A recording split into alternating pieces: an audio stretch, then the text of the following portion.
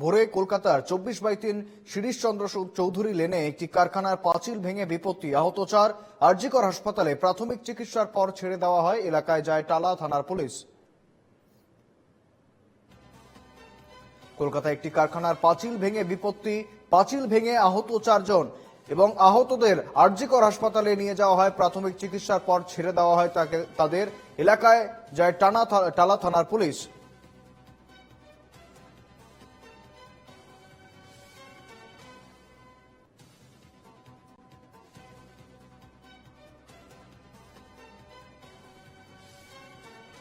জানাবো, ভোরে কলকাতার 24/3 শিরিশচন্দ্র চৌধুরী লেনে একটি কারখানার পাঁচিল ভেঙে বিপত্তি, আহত 4 জন।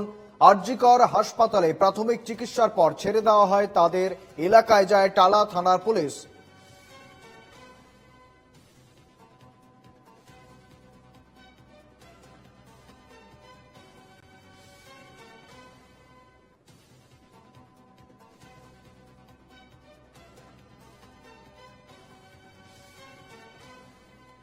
ভোরে কলকাতার 24/3 শিরিশচন্দ্র চৌধুরী লেনে একটি কারখানার পাঁচিল ভেঙে বিপত্তি এবং সেই পাঁচিল ভেঙে পড়েছে। সেই ছবি আপনারা দেখতে পাচ্ছেন। পাঁচিল ভেঙে ইটগুলি নিচে পড়ে রয়েছে, ছড়িয়ে ছিটিয়ে রয়েছে এবং এই ধ্বংসস্তূপে এই পাঁচিলের ভেঙে পড়ার ফলেই কিন্তু 4 জন আহত হয়েছেন। আহতদের আরজিকর হাসপাতালে নিয়ে যাওয়া হয় এবং সেখানে প্রাথমিক চিকিৎসার পর তাদেরকে ছেড়ে দেওয়া হয়। আমাদের সঙ্গে রয়েছেন প্রতিনিধি ইন্দ্রনীল ঘোষ। ইন্দ্রনীল, পাঁচিল ভেঙে বিপত্তি, একেবারে আহত হয়েছেন 4 জন, কি রয়েছে আপডেট?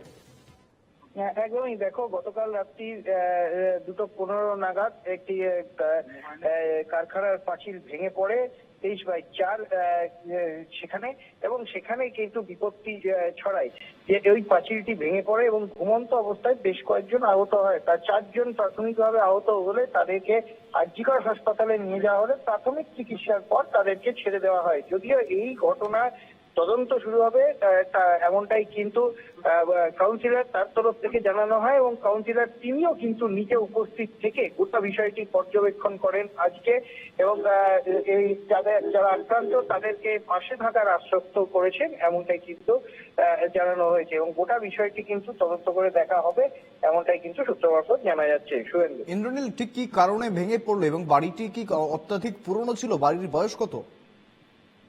দেখো, যেটা মনে করা হচ্ছে যে কারখানাটি দীর্ঘদিন ধরেই এখানে চালু রয়েছে, এবং সেখানকার যে পাঁচিলটি বহু পুরনো পাঁচিল, প্রায় শতাধিকের কাছাকাছি তার পাঁচিলটি রয়েছে, এমনটাই কিন্তু স্থানীয় মানুষজনের তরফ থেকে জানানো হয়েছে। ফলে এই যে দুর্ঘটনা, এই দুর্ঘটনাটা কোন রকম ভাবে ভেঙে পড়া, অর্থাৎ দীর্ঘদিন ধরে মেনটেনেন্সের অভাব রয়েছে কিনা সেই বিষয়টিও দেখবে, এমনটাই কিন্তু জানা গিয়েছে। বেশ, ধন্যবাদ ইন্দ্রনীল। সঙ্গে ছিলেন প্রতিনিধি ইন্দ্রনীল ঘোষ। যেমনটা জানাচ্ছিলেন, দীর্ঘদিন ধরে মেইনটেনেন্সের অভাব ছিল এবং যে কারণে এই পাঁচিলটি ভেঙে পড়ে এবং এই পাঁচিল ভেঙে পড়েই কিন্তু রীতিমতো বিপত্তি।